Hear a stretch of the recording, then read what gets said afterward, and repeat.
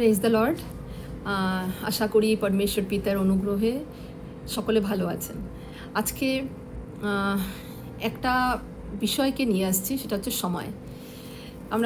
আমরা জানি, আমরা ছোটোবেলা থেকে শুনেছি, বিশেষ করে আমার মা বলতেন কি সময় বহিয়া যায় নদীর স্রোতের প্রায়। তো তার মানে সময় খুব তাড়াতাড়ি বয়ে যাচ্ছে নদীর স্রোতের মতো। তো এই বিষয়ে কিছু বচন আমি পড়ব, বাক্য পড়ব বাইবেল থেকে, এবং আমরা আজকে শিখব যে ঈশ্বর আমাদের সময়ে, তার সময়ে উত্তর দেন। অনেক সময় আমরা সময়ের ঠিক উপযোগ করি না, ব্যবহার করি না, তার উপরে আমরা একটু আজকে মনন করব। আমি বলছি মানে এই নয় কি আমি খুব ঠিক পথে চলি, সময়ের ঠিক ব্যবহার করি, কিন্তু আজকে এই জন্য বলছি কি চলুন আমরা সকলে সময়কে নিয়ে একটু ভেবে দেখি যে অ্যাকচুয়ালি সময় কী। আমি উপদেশক থেকে 3 নম্বর চ্যাপ্টারের কিছু কিছু অংশ আমি পড়ব। 3-এর 1 থেকে 4 আর 7। সকল বিষয়েরই সময় আছে ও আকাশের নিচে সমস্ত ব্যাপারের কাল আছে। জন্মের কাল, মরণের কাল, রোপণের কাল, রোপিত বীজ উৎপাটনের কাল, বধ করিবার কাল, অসুস্থ করিবার কাল, ভাঙিবার কাল, গাঁথিবার কাল, রোদন করিবার কাল ও হাস্য করিবার কাল। এখানে সব কিছুরই বলছে যে একটা সময় আছে। এমন বলছে যে নীরব থাকিবার কাল ও কথা কহিবার কাল। তো এখানে কিং সলোমন লিখেছেন, আমরা সকলেই জানি, উপদেশক ওনার লেখা। তো উনি একজন কি বলবো, স্বর্গীয় বিচার বুদ্ধি যার মধ্যে ছিল এমন ব্যক্তি ছিলেন, এবং উনি এটা দেখেছেন যে সব কিছুরই একটা সময় আছে। পৃথিবীতে সব কিছু যা ঘটছে প্রতিটা সিজনের একটা সময় আছে, প্রত্যেকটা আমাদের হাস্য করার সময় আছে, আমাদের কাঁদবার সময় আছে, সব কিছুর সময় আছে। ঠিক তেমনি এই বচনের মাধ্যমে পরমেশ্বর আজকে কিছু কথা বলবেন যে আমাদের অনেক সময় আমরা ভাবি যে আমার এই সংকটের কাল হয়তো আর শেষই হবে না, এবং অনেক সময় আমরা নিজের মুখ দিয়েও বলে থাকি যে আমার কপালই খারাপ এবং আমার সারা জীবনই এরকমই সময় থাকবে, আমি ভালো কিছুর জন্য জন্মাইনি ইত্যাদি। তো অনেকে এরকম, অনেক বাচ্চা এরকম আছে যে কোনো কিছু খারাপ কিছু হলো, রেজাল্ট ভালো হলো না, সে ধরে নিল যে তার কোনো দিনই ভালো সময় আসবে না, এই জন্য সে হয়তো পৃথিবী ছেড়েই চলে গেল। এরকম আমরা অনেক ঘটনা দেখি যেখানে আমরা মনে করি যে আমার যে সিচুয়েশন কারেন্ট সেটা কখনো চেঞ্জ হবে না, কিন্তু পরমেশ্বর তার বাক্যে বলছে যে সব কিছুরই একটা সময় আছে।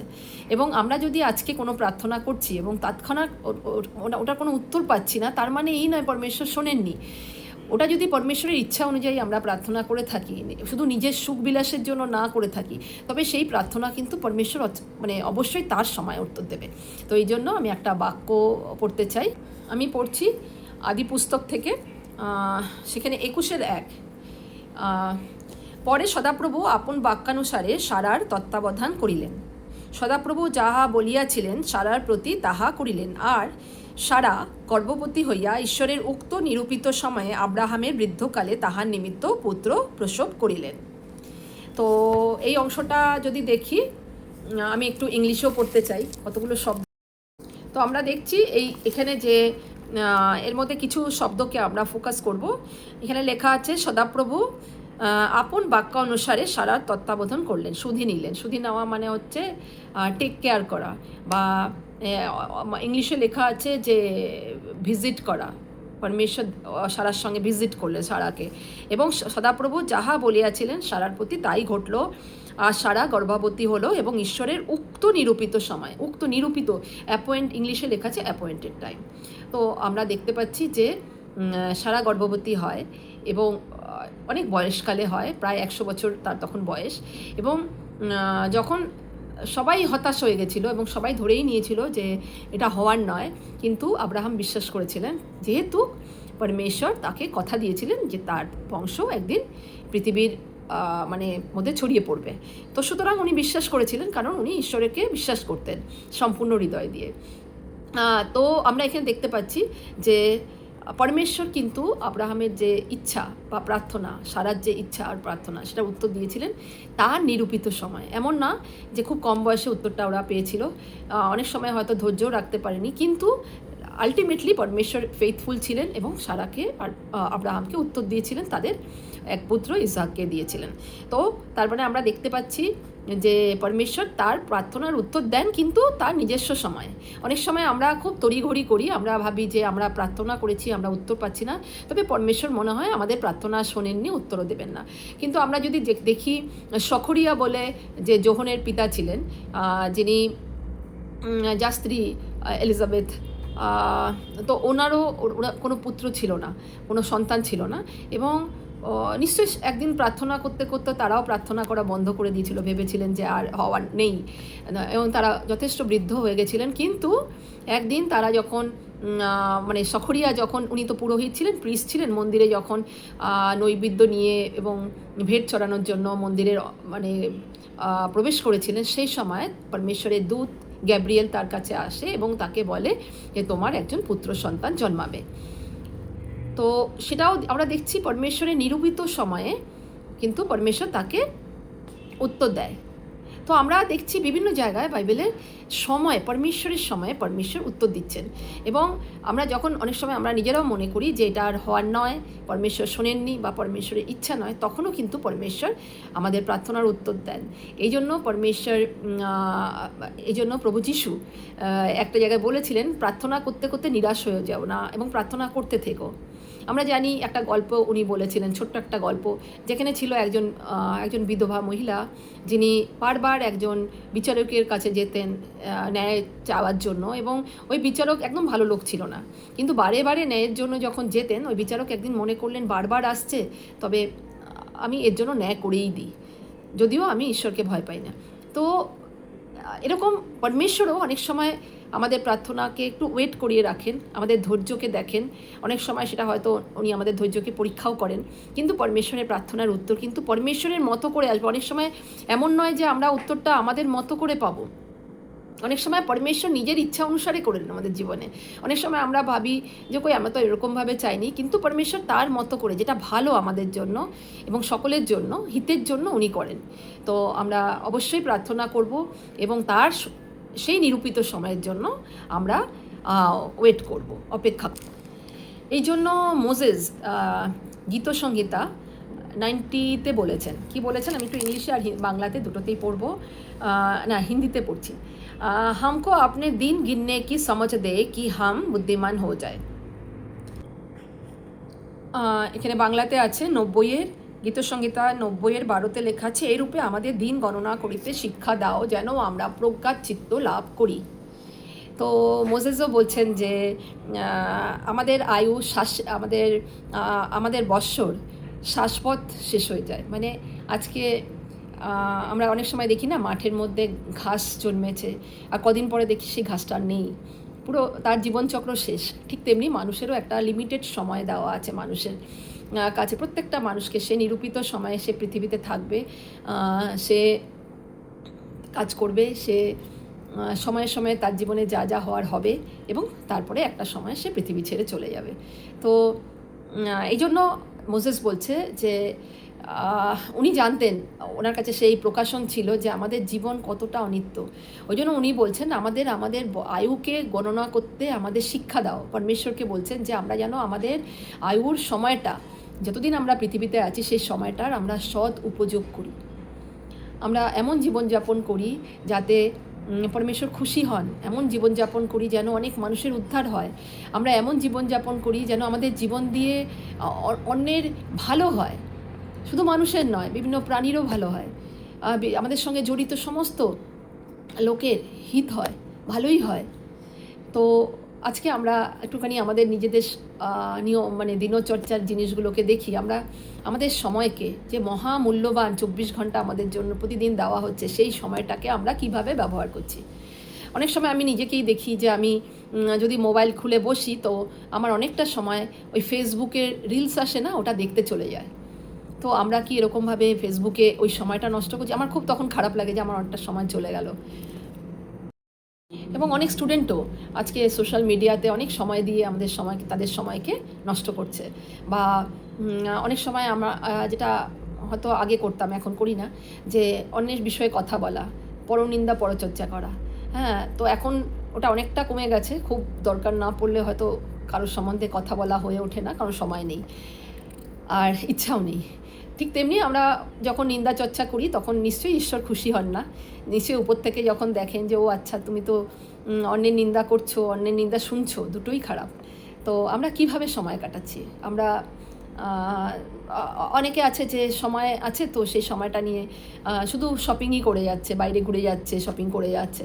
হ্যাঁ, আমাদের তো দৈনন্দিন পড়ার জন্য বা ব্যবহারের জন্য কিছু জিনিসের প্রয়োজন হয়, কিন্তু তার জন্য সারাদিনের মধ্যে প্রতিদিন এতটা সময় বা সপ্তাহে এতটা সময় ব্যয় না করলেও চলে। তো আমাদের সময়কে আমরা কোথায় ব্যয় করছি, তো সেটাতে আমরা একটুখানি নিজেদেরকে দেখি, সমীক্ষা করি। আর আমি এখন প্রোভার্বস মানে নীতিবচন থেকে 6 থেকে 8 পর্যন্ত পড়ব। হে অলস, তুমি পিপিলিকার কাছে যাও, তাহার ক্রিয়া সকল দেখিয়া জ্ঞানবান হও। তাহার বিচারকর্তা কেহ নাই, শাসনকর্তা কি অধ্যক্ষ কেহ নাই। তবু সে গ্রীষ্মকালে আপন খাদ্য প্রস্তুত করে, শস্য কাটিবার সময়ে ভক্ষ্য সঞ্চয় করে। হে অলস, তুমি কতকাল শুইয়া থাকিবে, কখন নিদ্রা হইতে উঠিবে। তো এখানে দেখছি আমি 9 পর্যন্ত পড়লাম। তো এখানে কিং সোলোমান বলছেন যে পিপিলিকা থেকে, মানে একটা পিঁপড়ের থেকে শিক্ষা গ্রহণ করো, সে সময়কে কেমনভাবে ব্যবহার করে। আমরা সকলেই জানি পিঁপড়া গ্রীষ্মকালে তার কাজই হচ্ছে তার খাদ্যকে সে সংগ্রহ করে তার ঘরে তুলে রাখে। যারা অলসা জীবনযাপন করি তারা কিন্তু যখন আমাদের ইউথ অবস্থা মানে যুবা অবস্থা, সেই অবস্থায় যদি আমরা কাজ না করি, সেই অবস্থায় যদি আমরা নিদ্রা দিই বা আমরা অলস জীবনযাপন করি, তবে কিন্তু প্র্যাকটিক্যালি আমাদের কিন্তু দারিদ্রতা আসবেই। তখন আমরা যতই প্রার্থনা করি যে আমাকে মানে আমার কেন এই অবস্থা, যতই দোষ লাগাই ঈশ্বরে, কিন্তু কাজ করার ক্ষমতা আমাদের ঈশ্বর দিয়েছেন। আমরা যদি কাজ করি, ঈশ্বর রাস্তা খুলবেন যদি তার পথে থাকি। তবে আমরা যদি কাজ করার জন্য স্টেপই না নিই, আমরা যদি অলস জীবনযাপন করি, আমরা সময়কে যদি সময় মতো কাজে না লাগাই, তবে কিন্তু সেটা বোকামি হবে, মূর্খামি হবে। আরেকটা বচন আমি পড়তে চাই, ইফিসিও 5 নম্বর অধ্যায় তার 15 আর 16 লেখা আছে, অতএব তোমরা ভালো করিয়া দেখো কি রূপে চলিতেছ, অজ্ঞানের ন্যায় না চলিয়া জ্ঞানমানের ন্যায় চলো, সুযোগ কিনিয়া লও, কেননা এই কাল মন্দ, সময় মন্দ। বলছে যে এখানে বলা হচ্ছে যে আমরা যেন নিজেদের সেলফ এক্সামিন করি, আমরা যেন সমীক্ষা করি নিজের, যে আমরা কিভাবে চলছি, সময়ের কিভাবে আমরা সময়কে কিভাবে কাজে লাগাচ্ছি, আমরা কি করছি। যদি আমি বিশ্বাসী হই, আমি কি পরমেশ্বরের জন্য কোনো কার্য করছি? আমি কি যে দুঃখী তার জন্য প্রার্থনা করছি, যে ক্রন্দন করছে, যে আত্মনাদ করছে, যার চাকরি নেই, যার ঘরে অশান্তি, বা যারা যে মানে কি বলবো সর্বনাশের পথে চলেছে, তার জন্য কি আমরা প্রার্থনা করছি? তাকে কি আশার বাণী শোনাচ্ছি এবং তাকে কি বলছি একটা আশা আছে, তাকে কি সুসমাচার দিচ্ছি? এই সুযোগকে আমাদের মানে বলছে যে অজ্ঞানের ন্যায় চলিয়া জ্ঞানবানের ন্যায় চলো, সুযোগ কিনিয়া লাও। মানে যে সুযোগ, যে সময় তোমার দেওয়া হচ্ছে, সেটাকে তুমি কাজে লাগাও। এটা পরমেশ্বর চান কি আমাদের যে 24 ঘন্টা দেওয়া হচ্ছে, প্রত্যেককেই দেওয়া হচ্ছে, সেখানে কিছু সময় যেন আমরা তার কার্যের জন্য সরিয়ে রাখি। আর পরমেশ্বর চান কি আমরা যেন কোনো রকম সময়কে নষ্টামির দ্বারা শেষ না করি, নানা রকম মানে যেটা আমরা হয়তো যখন প্রভুকে জানতাম না সেই সময় করতাম, সেই ধরনের কার্য, যেমন নাকি উৎসবের নামে অধ্যাত্মিক কিছু একটা করে ফেলা, মানে বাজে সঙ্গ করা, বা কি বলবো পার্টি টার্টি করে সময় নষ্ট করা, বেশি পার্টি করা, এবং পার্টি মানেটা আমি অত গুছিয়ে বলছি না, অনেক কিছু বাজে জিনিস খাওয়া এবং সারাক্ষণ এমন কোনো কাজ করা যেটা নাকি যার মধ্যে পরমেশ্বরের কোনো স্থান নেই। এরকম কিছু না করে যে সময়টা আমি পাচ্ছি বা আমরা পাচ্ছি, সেটা যেন আমরা আরাধনা, স্তুতি, পরমেশ্বরকে স্মরণ করা, এবং ঘরে যে কার্য পরমেশ্বর আমাদের দিয়েছেন, যে গৃহকার্যের কাজগুলো দিয়েছেন পরমেশ্বর, ফ্যামিলি দিয়েছেন, তাদের দেখভাল করা, ছেলে মেয়েদের পরমেশ্বরের ভয়ে চলতে শেখানো ইত্যাদি কাজে যেন আমরা সেই সময়টা ব্যবহার করি। এই জন্য গালাতীয়ের 6:9 লেখা আছে, পল বলছেন, আইসো আমরা সৎকর্ম করিতে করিতে নিরুৎসাহ না হই, কেননা ক্লান্ত না হইলে যথাসময়ে শস্য পাইব। এই জন্য আইসো আমরা যেমন সুযোগ পাই তেমনি সকলের প্রতি, বিশেষত যারা বিশ্বাস পার্টির পরিজন, তাহাদের প্রতি সৎকর্ম করি।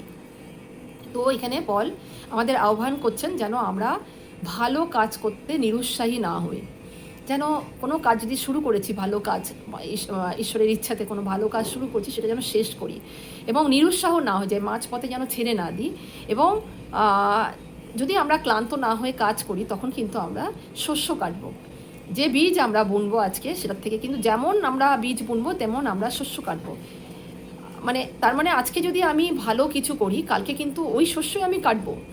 আজকে যদি আমি সময় নষ্ট করে এমন কিছু করে ফেলি, কিন্তু ভবিষ্যতে ভালো শস্যর আশা করি, সেটা কিন্তু আমরা পাবো না। আর পল এখানে বিশ্বাসবাটির পরিজনের জন্য সৎকর্ম করতেও আহ্বান করছেন। বিশ্বাসবাটির পরিজন কারা? আমাদের সমস্ত ভাই বোনরা যারা প্রভুকে বিশ্বাস করে এবং তার পথে চলতে চেষ্টা করে, এবং আমরা যেন তাদের প্রতিও সৎকর্ম করতে নিরুৎসাহী না হই। অনেক সময় আমরা জানি যে আমাদের মণ্ডলীতে এমন কেউ আছে যে নাকি বিশ্বাসী কিন্তু তার সময় ভালো যাচ্ছে না, তখন যেন সাহায্যের হাত তার দিকে বাড়াই। আমরা যেন শুধুমাত্র তাকে জয় যিশু বলে চুপ না হয়ে থাকি, তার জন্য যেন কিছু করি যদি আমাদের সামর্থ্য থাকে। তবে আমরা কি শিখলাম? একটা হচ্ছে আমরা ভালো কাজ করতে দেরি করব না, আর কোনো ভালো কাজ যদি পরমেশ্বর দিয়ে থাকেন সেই কাজটা আমরা পুরো করব সময় মতো, আমাদের সময়কে কাজে লাগাবো, এবং আমরা ঈশ্বরের সময়ের উপরে আমরা বিশ্বাস করব, এবং আমরা প্রার্থনা করলেও যদি জলদি উত্তর না পাই, কিন্তু ঈশ্বরের উপরে আমরা নির্ভর করে থাকব কি ঈশ্বর আমাদের যথাসময়ে উত্তর দেবেন তার মতো করে, এবং আমরা আমাদের কাজের সময়কে এবং ঈশ্বরের সময়কে ব্যালেন্স করার চেষ্টা করব। মানে রেস্ট আমরা নেব, আমি বলছি না যে 24 ঘন্টা কাজ করব, আমরা রেস্ট নেব, পরমেশ্বর আমাদের বিশ্রাম দেবেন, কিন্তু আমরা যেন দুটোকে ব্যালেন্স করতে পারি, অলস জীবনযাপন না করি, আমরা যেন পরমেশ্বর যে কাজ দিয়েছে সেটা যেন আমরা করতে পারি, পৃথিবীতে যে কার্য দিয়ে পরমেশ্বর আমাদের পাঠিয়েছেন সেটা যেন পুরো করতে পারি, যাতে পরমেশ্বরের যখন পৃথিবীর কার্য শেষ করে আমরা হেভেনে প্রবেশ করব, স্বর্গরাজ্যে প্রবেশ করব, তখন যেন প্রভু আমাদের বলেন, well done my good and faithful servant. আমাদের যেন উনি প্রশংসা করে বলেন যে আমরা বিশ্বাসযোগ্য তার দাস। তো আমরা জানি পৃথিবীতে আমাদের সময় একটা মানে নির্দিষ্ট, আমাদের প্রত্যেকের জন্য একটা আয়ু নির্দিষ্ট। ওই জন্য মোজেস বলেছেন নিজের সময়কে যেন আমরা বুঝতে পারি কতটা সময় আমার কাছে আছে, এবং আমরা যেন ওই সময়টাকে ওয়াইজলি পরমেশ্বরের বুদ্ধি দিয়ে ব্যবহার করি, যেন সময়ের অপব্যবহার না করি, এমন কিছু সময়ে তর্ক বিতর্কে সময় ব্যয় না করি, এমন কিছু কাজে আমরা সময়কে নষ্ট না করি যে যার থেকে আমরা ভালো কিছু পাবো না। যেমন আমরা বীজ বুনবো আজকে, তেমনি ভবিষ্যতে কাটবো। চলুন একটা ছোট্ট প্রার্থনা করি।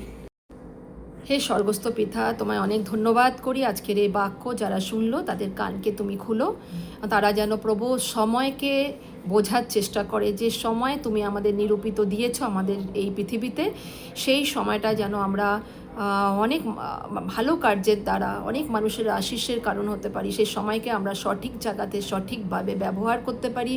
যে সময় তুমি আমাদের দিয়েছো সেই সময়ে যেন আমরা তোমার গুণকীর্তন করতে পারি, তোমার স্তুতি আরাধনা করতে পারি, তোমার সুসমাচার যেটা তুমি আশার বাণী নিয়ে এসছো সেটা যেন আমরা যারা দুঃখী আছে তাদেরকে শোনাতে পারি যে একটা আশা তোমার মধ্যে আছে প্রভু, তাদেরকে যেন বলতে পারি।